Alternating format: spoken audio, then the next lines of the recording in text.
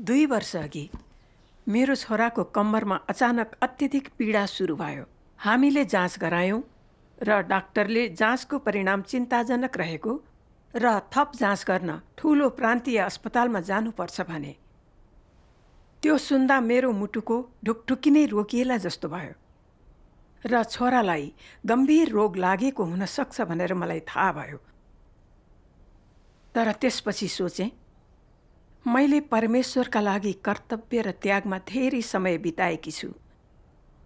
Communist पार्टीको भयंकर दमन र गिरफ्तारी अनि प्रियजनहरूको उपहास र निन्दा भोग्नु परे पनि म कहिल्यै पछि नहटी आफ्नो कर्तव्यमा डटिरहेँ।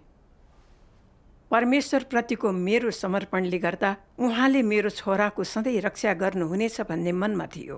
के तपाईले थप जाँच गराउनु भयो? गरायौं। जाँचको रिपोर्ट आयो।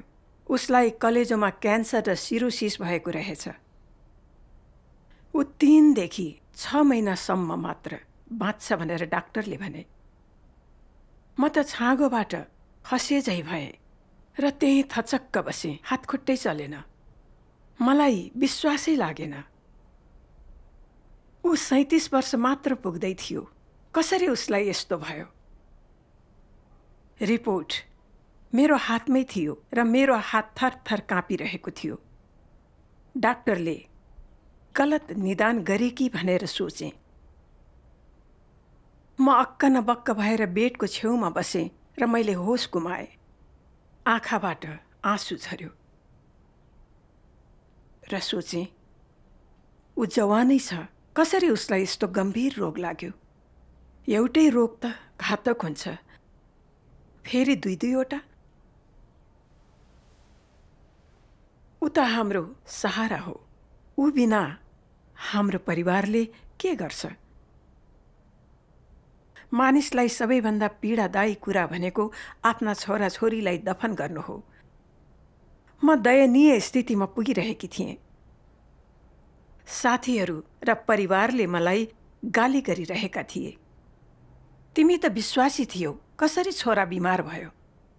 तिम्रो परमेश्वरले उसलाई रक्षा गरेकै छैन, के फाइदा भएर?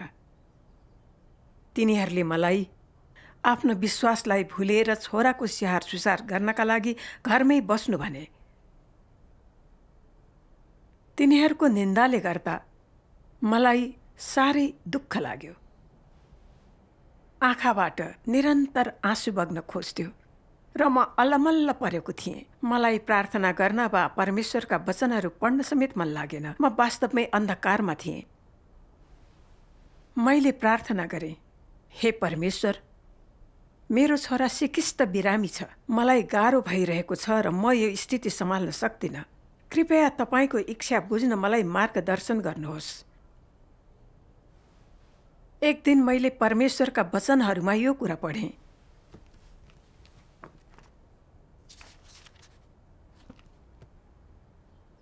जाँचहरूबाट भएर जाँदा मानिसहरू कमजोर हुनु वा उनीहरूभित्र नकारात्मकता हुनु वा परमेश्वरको इच्छा वा तिनीहरूका अभ्यासको मार्गबारे स्पष्ट नहुनु सामान्य कुरा हो। तर जस्तो अवस्थामा पनि परमेश्वरको कामप्रति तमा विश्वास हुनुपर्छ। अनि अयुबले जस्तै उहाँलाई इन्कार गर्नु हुँदैन। अयुब कमजोर थिए र तिनले आफू जन्मेको दिनलाई धिक्कारे पनि। तिनले मानव जीवनमा सबै थोकहरू यहोवाले नै दिनुहुन्छ र उहाँले नै लैजानुहुन्छ भन्ने कुरालाई स्वीकारे। तिनलाई जसरी जाँचिएको भए पनि तिनले यो विश्वास थामेर राखे, परमेश्वरले सिद्ध पार्ने काम गर्नुहुन्छ जसलाई मानिसहरूले देख्न वा अनुभव गर्न सक्दैनन्। त्यस्तो परिस्थितिहरूमा तेरो विश्वासको आवश्यकता हुन्छ। कुनै कुरा नाङ्गो आँखाले देख्न नसक्ने बेला मानिसहरूको विश्वास चाहिन्छ। तेरो विश्वास त्यस बेला चाहिन्छ जब त आफ्नो धारणाहरूलाई त्याग्न सक्दैनस्। जब तसँग परमेश्वरको कामको स्पष्टता हुँदैन, तसँग विश्वास गर्नुपर्छ र तैँले दरो धारणा लिएर र साक्षी बनेर खडा हुनुपर्छ भन्ने हो। आमेन। आमेन। परमेश्वरका वचनहरूबाट मैले बुझेँ कि मेरो छोरालाई गम्भीर रोग लाग्नु भनेको मेरो लागि एक प्रकारको परीक्षा हो। र यसबाट पार पाउन आफ्नो विश्वासमा भर पर्नुपर्छ। मैले अयुबबारे सोचेँ। उनका सबै धन सम्पत्ति र गाई वस्तुहरू लुटिएको थियो। सबै छोराछोरीको मृत्यु भयो र उनको शरीरभरि पिलो आएको थियो। यति ठुलो परीक्षामा समेत उनी परमेश्वरलाई नभएर आफूलाई सराप्न तयार थिए र उनले यहोवाको नाउँको प्रशंसा गरे। उनले परमेश्वरका लागि शानदार गवाही दिए। यी सबै भइरहेको बेला उनलाई साथीहरूले जिस्काए। पत्नीले पनि उनको निन्दा गरिन्। तिनीहरूले उनलाई परमेश्वरलाई त्यागेर मर्नु भने। उनलाई उनकी पत्नी र साथीहरूले गाली गरे जस्तो देखिए पनि शैतानले अयुबलाई मानव शब्दहरूद्वारा परमेश्वरलाई धोका दिने परीक्षा गरिरहेको थियो। तर अयुब बहकिएनन् र आफ्नी पत्नीलाई पनि मूर्ख स्त्री भनेर निन्दा गरे। मेरा इष्टमित्र र परिवारको आक्रमणमा शैतानका चालहरू लुकेको मलाई थाहा भयो। म अयुब जस्तो भई परमेश्वरको गवाहीमा उभिनु पर्थ्यो। म अरूको व्यर्थ कुरा सुन्न सक्दिनथेँ। त्यति बेला मैले आफू दयनीय र बेसहारा महसुस गरिनँ। तपाईँको छोरोको अवस्था चाहिँ के भयो? हजुर, केही हप्तापछि उसको शल्यक्रिया भयो र क्यान्सरलाई नियन्त्रणमा ल्याइयो।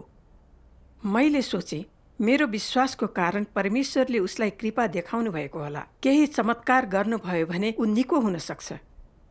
मैले ऊ पुरै निको हुने आशा गरिरहेकी थिएँ। त्यो कति राम्रो हुने थियो भनेर सोचेँ।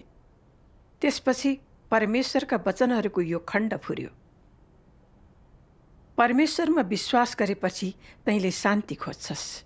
तेरा छोराछोरी स्वस्थ होस्, तेरो श्रीमानले राम्रो जागिर पाओस्, तेरो छोराछोरीले राम्रो व्यक्तिसँग विवाह गरोस्, तेरो गोरुले खेत जोतोस् र बालीको लागि राम्रो मौसम होस् भन्ने कामना गर्छस्। तैँले खोजी गर्ने कुरा यही हो। त सहज जीवनको मात्र पछि लाग्छस्। तेरो परिवारमा कुनै दुर्घटना नहोस्। तलाई बतासले अनि तेरो अनुहारलाई धुलोले नछुओस्। तेरो अन्नबाली बाढीले नबगाओस्। तँलाई विपत्तिले नछोओस्। परमेश्वरको अँगालोमा बसेर आरामदायी निवासमा बस्न मात्रै चाहन्छस्। सधैँ देहको खोजी गर्ने तँ जस्तो कायरमा के तँमा हृदय छ? के तँसँग आत्मा छ? के तँ वन पशु होइनस् र? म सित्तैमा साँचो मार्ग दिन्छु, तर तैँले खोज्दैनस्। के तँ परमेश्वरमा विश्वास गर्नेहरूमध्ये एक होस्? साँचो मानव जीवन दिँदा पनि तँ यसलाई खोज्दैनस्। के तँ सुँगुर वा कुकुरभन्दा फरक छस् र? आमेन। आमेन। परमेश्वरका वचनहरूले विश्वासप्रतिका मेरा समस्याग्रस्त दृष्टिकोण र आशिषका मनसायहरू वास्तवमै स्पष्टसित खुलासा गरिदिए। मलाई एकदमै लज्जित महसुस भयो। म विश्वासी हुँदा आशिष र अनुग्रहको पछि लाग्थेँ। मेरो परिवार आशिषित हुने आशा गरिरहेकी थिएँ। मैले परमेश्वरको नयाँ काम स्वीकारेदेखि निर्लज्जतापूर्वक अनुग्रहको लागि उहाँलाई प्रार्थना त कहिल्यै गरिनँ। तर सत्यताको पछि लागिरहेकी र परमेश्वरलाई स्पष्ट बुझेकी थिइनँ। मैले यस युगमा 100 गुणा बढी र आउने युगमा अनन्त जीवन चाहनु गलत थियो। मैले उहाँको निम्ति त्यागहरू गरेकीले उहाँले मलाई याद गर्नुहुनेछ र आशिष दिनुहुनेछ। उहाँले मेरो परिवारलाई रोग बिमार र विपत्तिबाट बचाउनुपर्छ र दुर्घटनाबाट जोगाउनु पर्छ भनेर सोचेँ। सोही कारण मैले आफ्नो कर्तव्य पूरा गर्न घर र जागिर त्यागेर कुनै पनि पीडा सहन खुसी थिएँ। तर मेरो छोरालाई क्यान्सर भएको पत्ता लाग्दा म त पीडाको दलदलमा पुरै डुबेँ र कर्तव्यप्रतिको मेरो जोस जाँगर सबै सेलायो। मैले कति गुमाएँ, कति पीडा भोगेँ भन्दै तुच्छ हिसाब गरिरहेकी थिएँ। परमेश्वरलाई मेरो छोरालाई रक्षा नगरेकोमा दोष दिँदै थिएँ।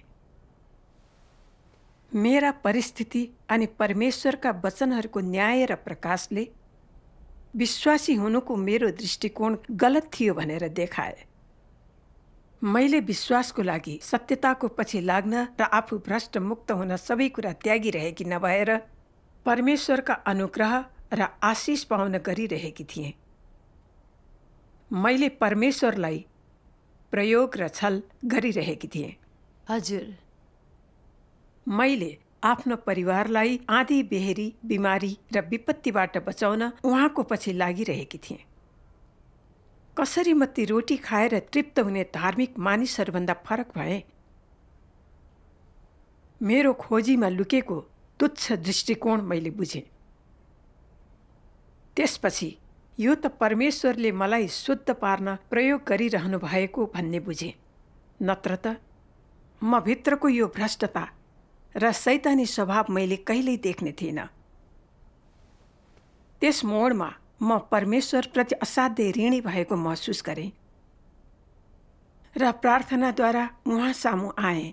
छोराको स्वास्थ्य उहाँलाई सुम्पिएर उहाँको शासनप्रति समर्पित हुन तयार भएँ।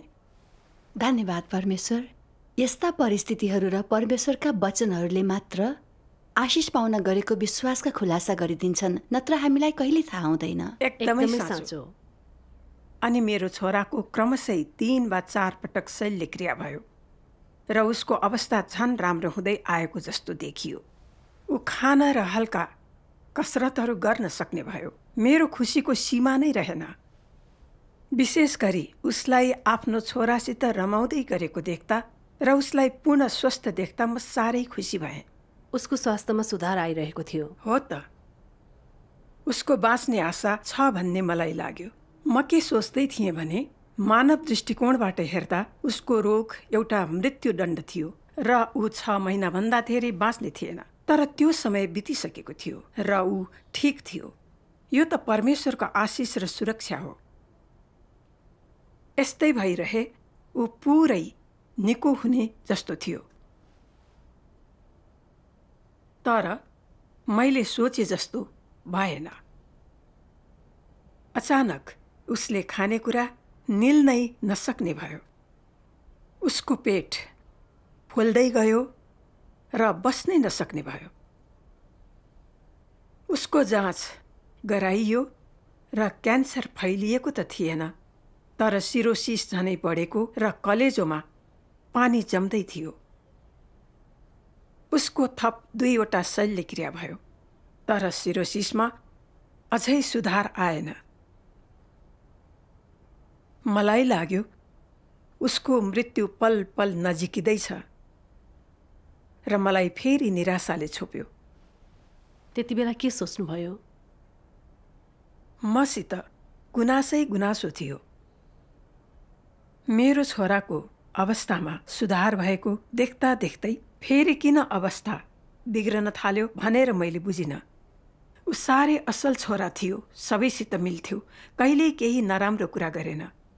साथी, परिवार र छिमेकहरूले उसको प्रशंसा गर्थे। ऊ मेरो विश्वासबारे त्यति उत्साहित पनि थिएन र मेरो रोकावट पनि बनेन। किन उसलाई यस्तो घातक रोग लाग्यो? पछि सोच्दै थिएँ कि मैले विश्वासीको रूपमा सारा समय सुसमाचार बाँडेर बिताइरहेकी थिएँ। मण्डलीमा आइपर्ने कुराको लागि म नै जिम्मेवार थिएँ। पार्टीद्वारा दमन र गिरफ्तारीले गर्दा मेरो परिवारले मेरो विश्वासको विरोध गर्न थाल्यो। तर जस्तोसुकै विरोध आए पनि म कहिल्यै पछि हटिनँ। मैले आफ्नो कर्तव्य गरि नै रहेँ। मैले धेरै कुरा त्यागे पनि मलाई यो किन आइलाग्यो? के मेरो यत्तिका वर्षका त्यागहरूको फल यही हो त? मैले केही भनिनँ, तर परमेश्वर अधर्मी भन्ने भावनाले मलाई छोप्यो। म निराश र हतोत्साहित भएँ अनि अलमलमा परेँ। मेरो आशै मर्यो। मलाई भयानक पीडा भयो र हर समय आँसुमा डुबे। त्यस्ता कुरा जो कोहीका लागि पीडादायी हुन्छ, त्यस स्थितिबाट कसरी पार पाउनुभयो? मुख्यतः प्रार्थना गरेर र परमेश्वरका वचनहरू पढेर। मैले पढेको एउटा खण्ड यो हो: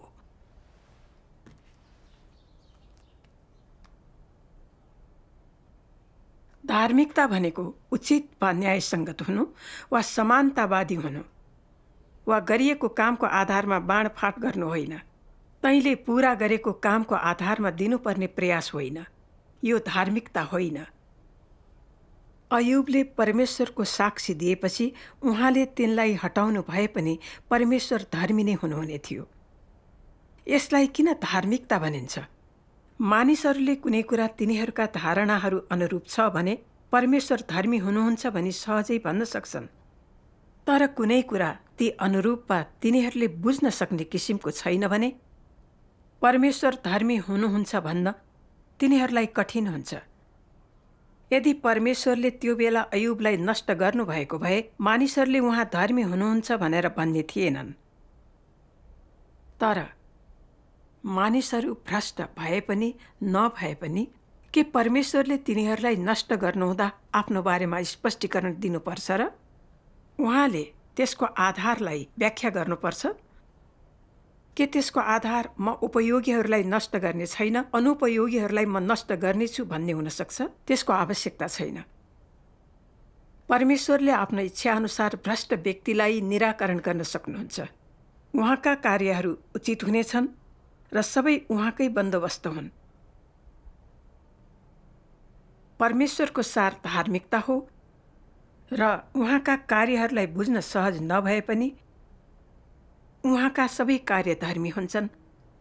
यति मात्र हो कि मानिसहरूले त्यो बुझ्दैनन्। परमेश्वरले पत्रुसलाई शैतानको हातमा दिनुहुँदा पत्रुसले कस्तो प्रतिक्रिया गरे?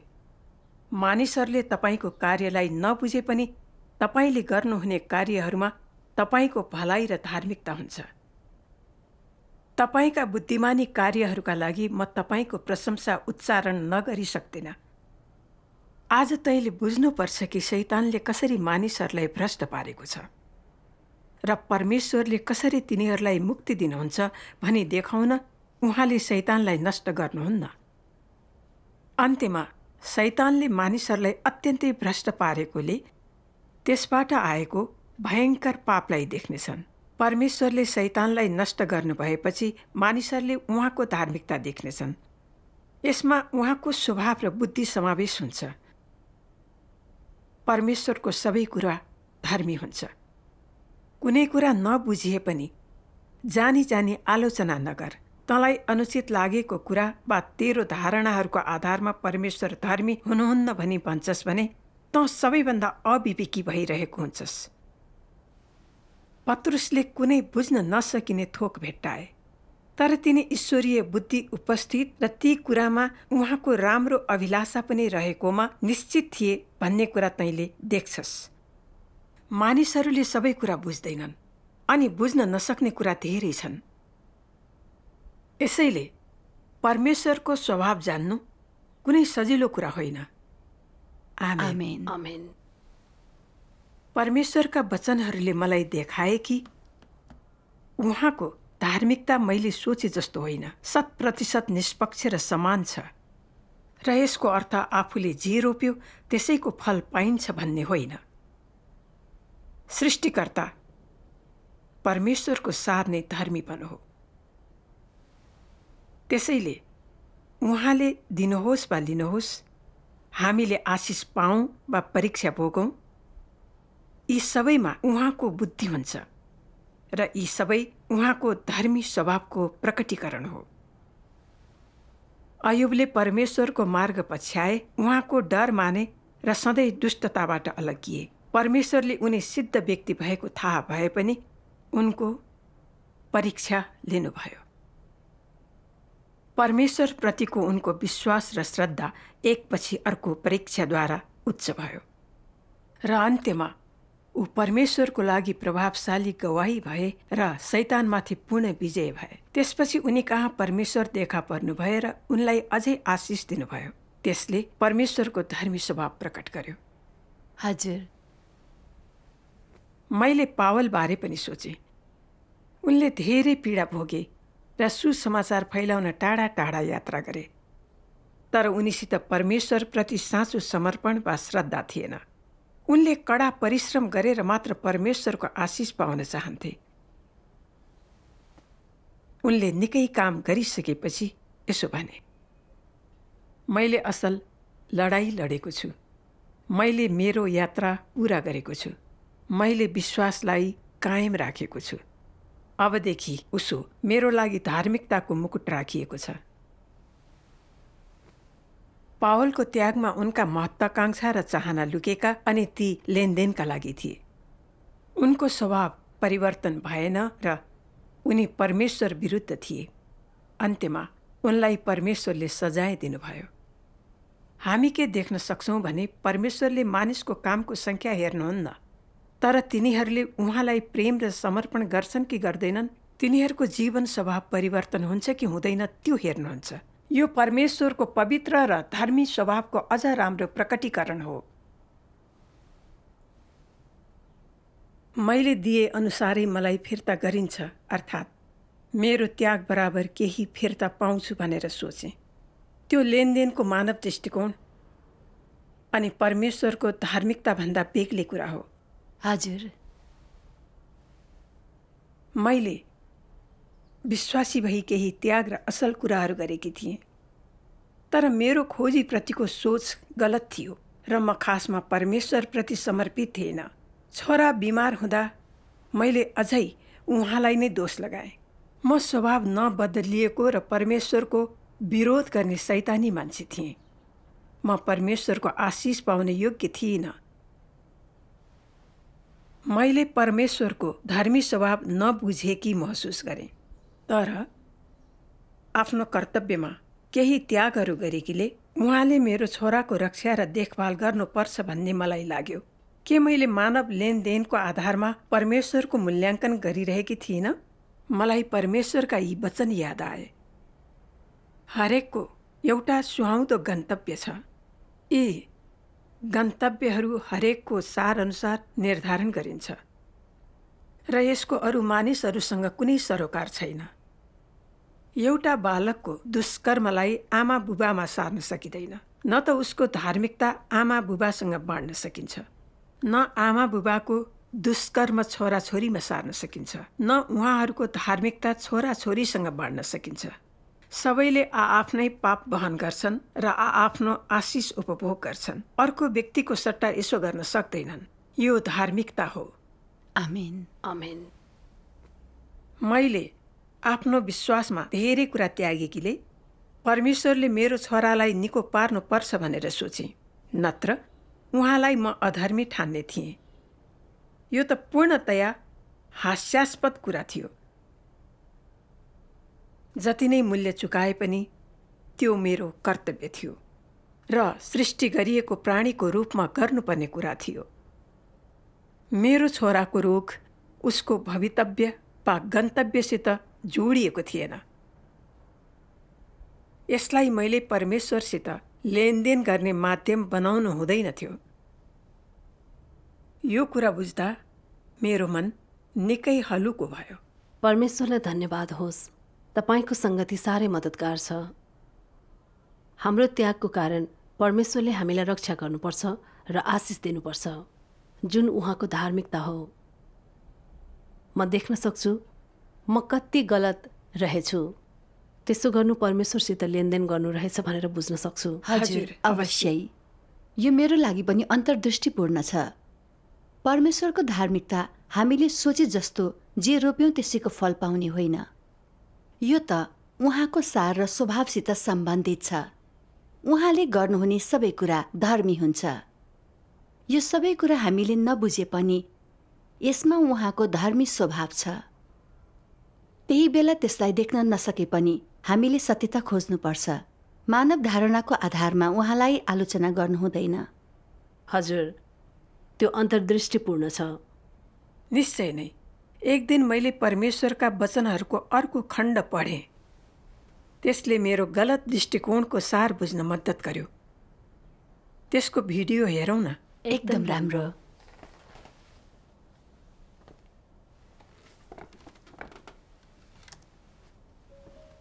सर्वशक्तिमान परमेश्वर भन्नुहुन्छ, ख्रिस्ट विरोधी प्रकारको व्यक्तिले आफूलाई जति धेरै कुराहरू आइपरे पनि परमेश्वरका वचनहरूमा सत्यता खोजेर ती कुराहरूको सम्बोधन गर्ने प्रयास गर्दैन।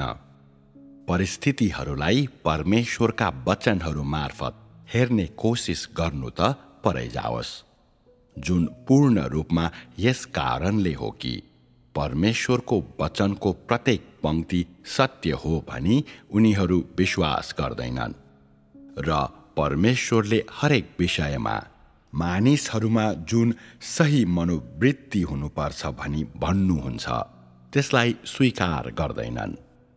उनीहरू विश्वास गर्ने एक प्रकारको परमेश्वर मात्र हुन्छ, अलौकिक परमेश्वर, जसले चिन्ह र चमत्कारहरू देखाउनुहुन्छ।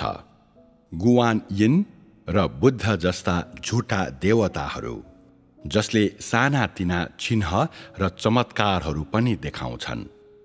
ख्रिस्ट विरोधीहरूको विचारमा परमेश्वर वेदीको पछाडि लुकेर मानिसहरूले चढाउने खाने कुराहरू खाँदै, उनीहरूले बालेका धूपको धुवाँमा सास लिँदै, उनीहरू समस्यामा पर्दा सहयोगको हात बढाउँदै, सहायता प्रदान गर्दै र यदि बिन्ती गर्दा बिन्तीमा उनीहरू इमानदार छन् भने उहाँ सक्षम भएमा उनीहरूले गरेका बिन्तीहरू पूरा गर्दै बस्नु भएको बेला उहाँको आराधना गर्नुपर्छ। ख्रिस्ट विरोधीहरूका लागि यस्तो देवता मात्र परमेश्वर हो। यस बीचमा आज परमेश्वरले गर्नुहुने सबै कुरालाई ख्रिस्ट विरोधीहरूले तिरस्कार गर्छन्। अनि त्यस्तो किन हुन्छ? ख्रिस्ट विरोधीहरूको प्रकृति र सारलाई विचार गर्दा उनीहरूलाई सृष्टिकर्ताले परमेश्वरका सृष्टिहरूमाथि गर्नुहुने मलजल, गोठालो र मुक्तिको काम चाहिएको छैन। उनीहरूलाई त सबै कुरामा समृद्धि र सफलता चाहिएको छ। यो जीवनमा दण्डित नहुने र उनीहरू मरेपछि स्वर्गमा जाने कुरा चाहिएको छ। उनीहरूको दृष्टिकोण र आवश्यकताहरूले तिनीहरूमा सत्यताप्रति शत्रुताको सार रहेको कुरालाई पुष्टि गर्छ। आमेन। आमेन। परमेश्वरको हर वचन ट्वाक्कै मिल्ने खालको हुन्छ। चिन्तन गर्दा मैले बुझेँ कि विश्वासमा मैले गरेका सबै कुराको निम्ति परमेश्वरले मलाई पैँचो तिर्नुपर्छ, आशिष दिनुपर्छ। मलाई सधैँ मेरो परिवार सुरक्षित राख्नुपर्छ भन्ने लाग्थ्यो। त्यसैले शल्यक्रियापछि मेरो छोराको स्वास्थ्य निकै राम्रो भएको देख्दा यो परमेश्वरको आशिष हो भन्ने ठानेर मैले उहाँको प्रशंसा गरेँ। उहाँको प्रेमको लागि आफ्नो कर्तव्य राम्ररी गर्न चाहेँ। तर उसको स्वास्थ्य फेरि बिग्रदा परमेश्वरले चमत्कार गरेर उसलाई निको पार्नु भएको म चाहन्थेँ। मैले चाहे जस्तो उहाँले नगर्नुहुँदा मेरो मुस्कान रिसमा परिणत भए। मेरो छोरालाई रक्षा गर्न र निको पार्न उहाँले मेरा त्यागहरू नसम्झनु भएकोमा म त रिसले पागल भएँ। आफूले गरेका सबै कुराप्रति पछुतो समेत गरेँ। मैले के पाएँ वा के गुमाएँ भन्ने कुरामै मेरो दिमाग घुमिरह्यो। पक्कै हो। मैले आफ्नो विश्वासमा परमेश्वरलाई सृष्टिकर्ताको रूपमा नभई मेरा मागहरू पूरा गर्ने र मलाई आशिष दिने वस्तुको रूपमा हेरेकी थिएँ।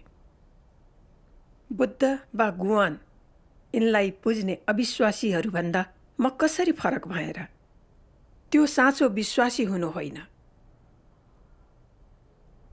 परमेश्वरले देह धारण गर्नु भई 2 पटक पृथ्वीमा आउनुभएको छ। मानिसहरूको निन्दा, विरोध, विद्रोह र गलत बुझाइहरू सहनु भएको छ। यी सबै हामीलाई उहाँका वचनहरू र सत्यता प्रदान गर्नका लागि हुन्, ताकि ती हाम्रो जीवन बनुन्। हामी उहाँका वचन अनुसार जिउन र भ्रष्टताबाट उम्कन सकौँ र अन्त्यमा मुक्ति पाउन सकौँ। परमेश्वरले मानव जातिको लागि ठूलो मूल्य चुकाउनु भएको छ।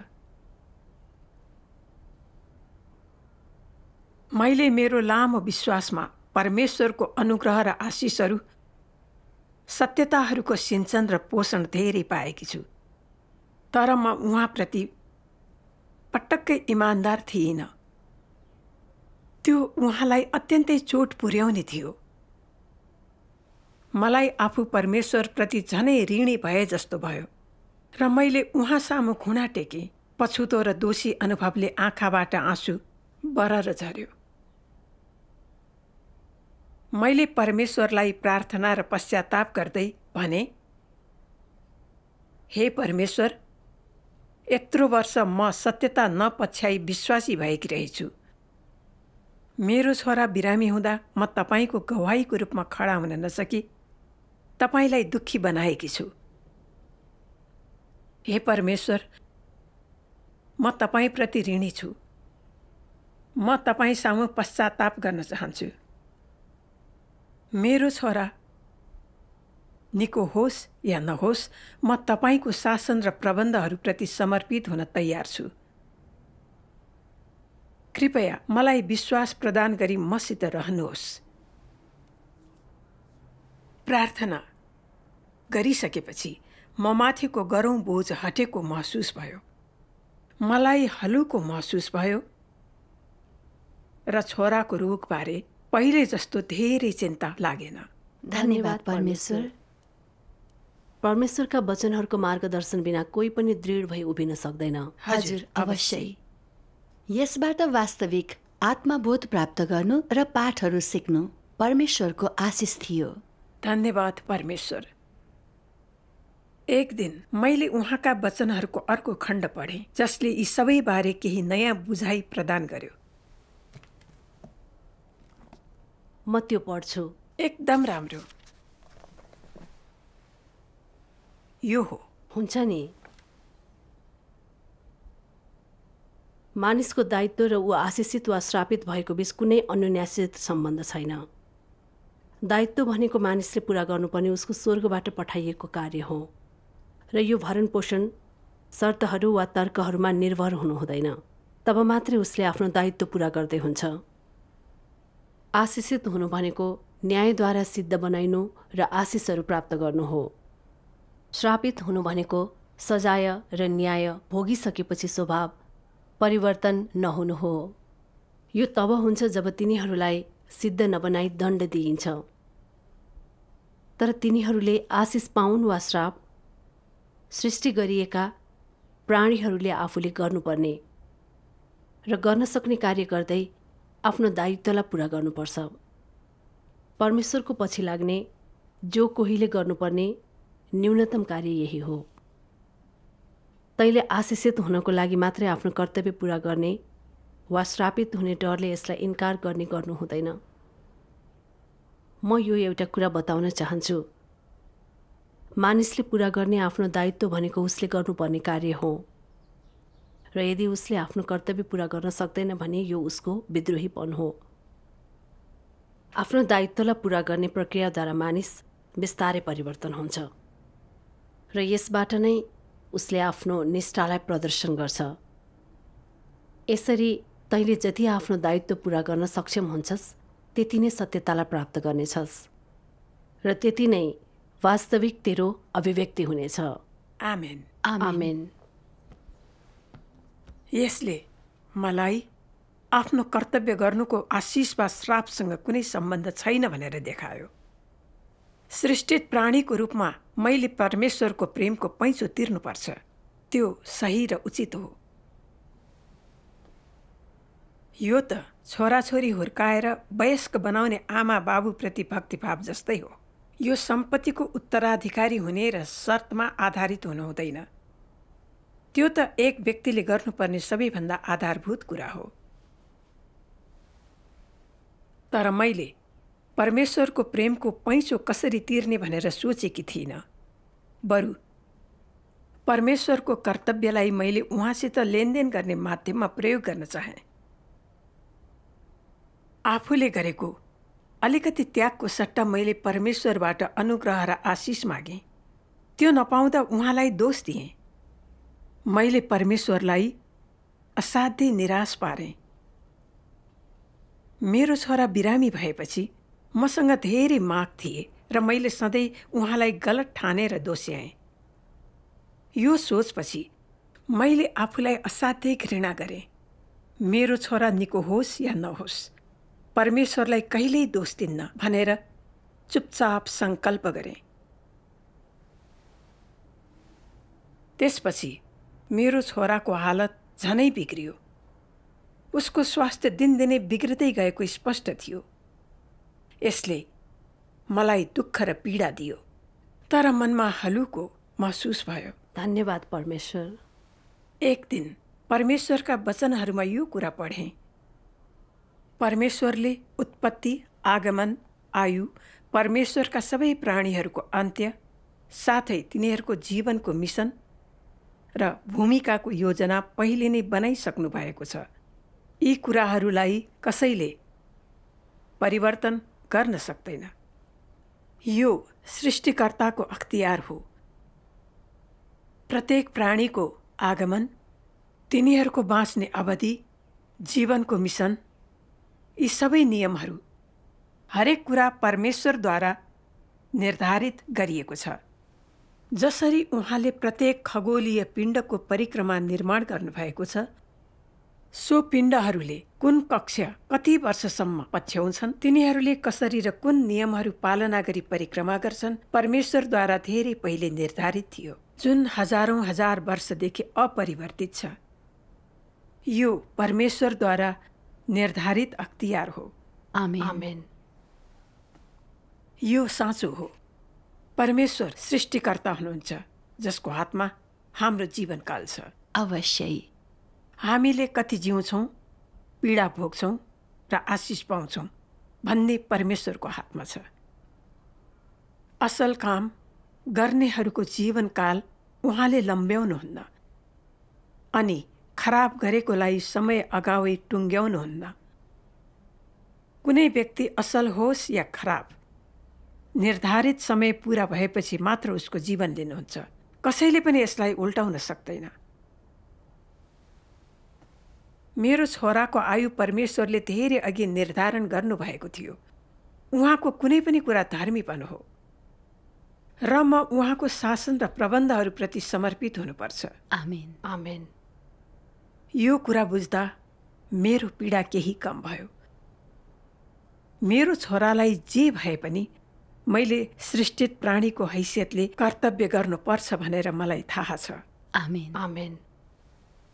यसै वर्षको मार्च महिनामा मैले मेरो छोरालाई सदाको लागि बिदा गरेँ। तर परमेश्वरका वचनहरूको मार्गदर्शनले गर्दा उसलाई गुमाउनु पर्दाको स्थितिलाई सामना गर्न सकेँ र निकै कम पीडा महसुस गरेँ। धन्यवाद परमेश्वर। मेरो छोरा बिरामी पर्न थालेदेखिको यी 2 वर्षभरि मैले निकै पीडा भोगे पनि यी सबै कुरा मार्फत मैले आफ्नो विश्वासमा आशिषको पछि लाग्ने मेरो भ्रष्टतालाई बुझेकी छु। मेरो यो शैतानी प्रवृत्तिको भ्रष्टता नहटाएमा मैले परमेश्वरलाई दोष दिइरहनेछु र विरोध गरिरहनेछु भनेर मैले बुझेकी छु। हजुर, त्यो सही हो। यस अनुभवले मलाई यस कठिनाईबाट मेरो जीवनमा कति धेरै लाभ पुगेको छ भनेर देखाएको छ। जति धेरै परमेश्वरका कामहरू हाम्रा धारणाहरूदेखि फरक हुन्छन्, त्यसमा उति नै धेरै सत्यता खोज्नुपर्छ र त्यो त्यति नै धेरै हाम्रो मुक्तिको लागि हुन्छ। आमेन। यो संगति मेरो लागि निकै उपयोगी छ।